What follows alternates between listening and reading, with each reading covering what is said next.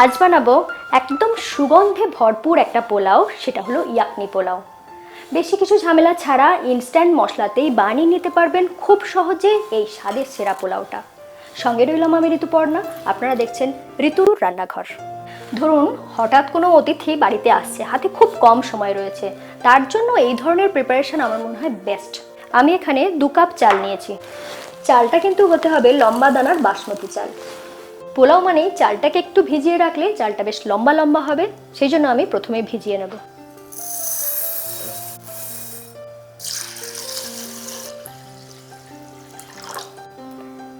পরিষ্কার করে ধুয়ে নিয়েছি। এটাকে এরপর আধ ঘন্টার জন্য রেস্টে রেখে দেব। ইয়াকনি পোলাওয়ের বিশেষত্ব হলো এর সুবাস দূর থেকেও আপনার খিদেটা বাড়িয়ে দেবে। সেই সুবাস খুব সহজে কিভাবে নিয়ে আসবো সেটাই দেখাবো। নিয়েছি 1 টেবিল চামচ গোটা ধনে, 1 টেবিল চামচ মৌরি, 7-8টা ছোট এলাচ, জায়ফলের ছোট একটা টুকরো, কিছুটা জয়িত্রী, আর নিয়েছি 20 থেকে 25টার মতন গোটা গোলমরিচ।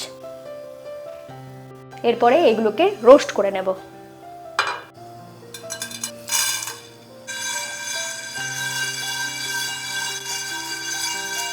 দু মিনিটের মতন রোস্ট করে নিয়েছি, এরপর এটাকে বেটে নেব।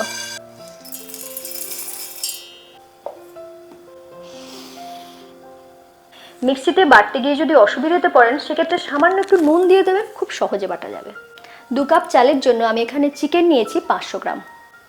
এখানে সব পিষে রেখেছি, শুধু একটু মিডিয়াম সাইজের কাটিয়েছি। 5টা মিডিয়াম সাইজের পেঁয়াজ নিয়েছি, এইভাবে এটাকে লম্বা করে কুচিয়ে নিয়েছি। যেহেতু কিছুটা পেঁয়াজ আমি বেরেস্তা বানাবো, সেজন্য পেঁয়াজটাকে প্রথমে এইভাবে ছাড়িয়ে নিচ্ছি। এটা বানানোর জন্য খেয়াল রাখবেন একটু বড় সাইজের পাত্র ব্যবহার করবেন, কারণ পুরো জিনিসটাই এতে হবে। দিয়ে দিচ্ছি সাদা তেল, সাথে দিয়ে দিচ্ছি 1 টেবিল চামচ ঘি। তেল বেশ ভালো করে গরম হয়ে গিয়েছে, সেই সময় দিয়ে দিচ্ছি কুচি করে রাখা পেঁয়াজ।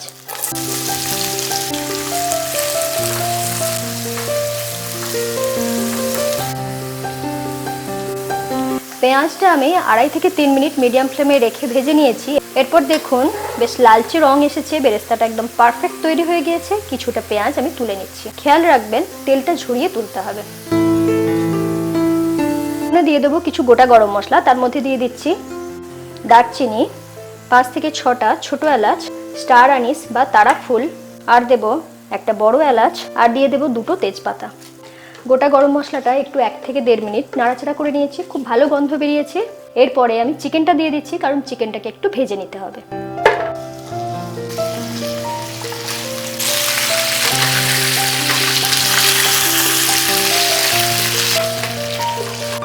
চিকেনটাকে খুব বেশিক্ষণ ভাজবো না, আমি 2 থেকে 2.5 মিনিট এটাকে ভেজে নিয়েছি। নেওয়ার পরে এখানে দিয়ে দিচ্ছি 2 টেবিল চামচ আদা রসুন বাটা।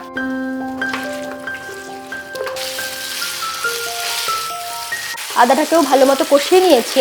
এরপর দিয়ে দেব কাঁচা লঙ্কা বাটা।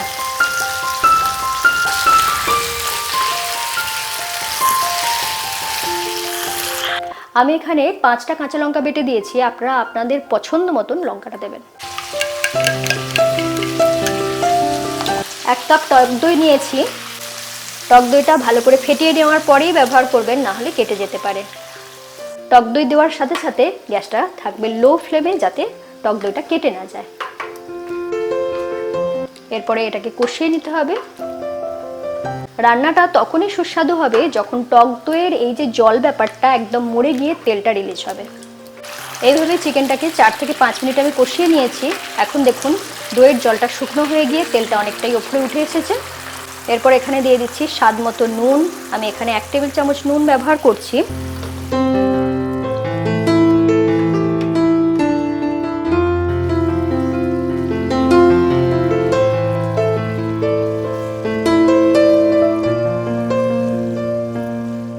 চিকেনটা কষানো হয়ে গিয়েছে, এরপর দিয়ে দিচ্ছি ভিজিয়ে রাখা চাল।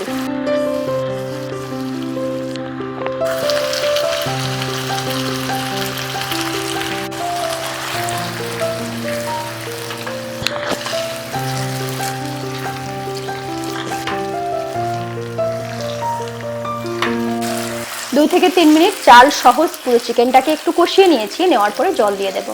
এই পোলাওয়ের ক্ষেত্রে জলের মাপটা খুব ইম্পর্টেন্ট, সেই জন্য বলে দিই যতটা চাল নেবেন তার ডবল নয় 1.5 গুণ জল নেবেন, তাহলে একদম পারফেক্ট ঝরঝরে সুন্দর পোলাও তৈরি হবে।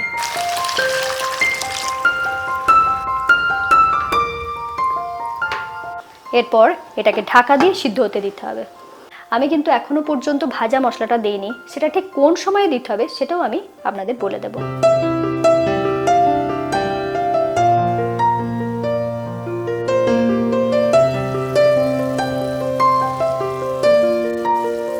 চালটা যখন এরকম 60 থেকে 70% সিদ্ধ হবে, ঠিক সেই সময় আমি দিয়ে দিচ্ছি রোস্টেড মশলা,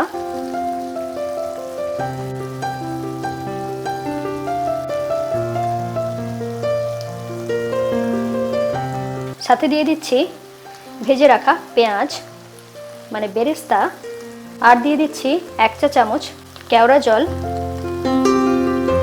আর 1 চা চামচ গোলাপ জল, আর দিচ্ছি 1 চা চামচ ঘি। পুরো জিনিসটাকে একটু মিশিয়ে নিচ্ছি।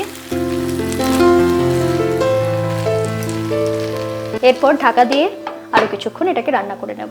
আরো 5 থেকে 6 মিনিট এটাকে রান্না করে নিয়েছি। এখনই দেখুন বেশ ঝরঝরে হয়েছে পোলাওটা। কিন্তু এই সময়ে সার্ভ করবেন না, একটু স্ট্যান্ডিং টাইমে রাখার পরে এটাকে সার্ভ করবেন, তাহলে আরো ঝরঝরে হয়ে যাবে।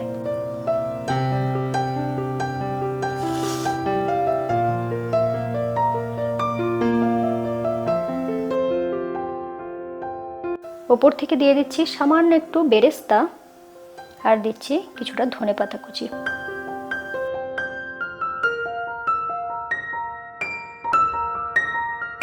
ভিডিওটা কেমন লাগলো লিখে জানাতে ভুলবেন না। চ্যানেলটা সাবস্ক্রাইব করে নিন, বেল আইকন প্রেস করে রাখুন। সকলে খুব ভালো থাকুন। আপনারা এতক্ষণ দেখছিলেন ঋতুর রান্নাঘর, সঙ্গে ছিলাম আমি ঋতুপর্ণা। আজ তাহলে আসি।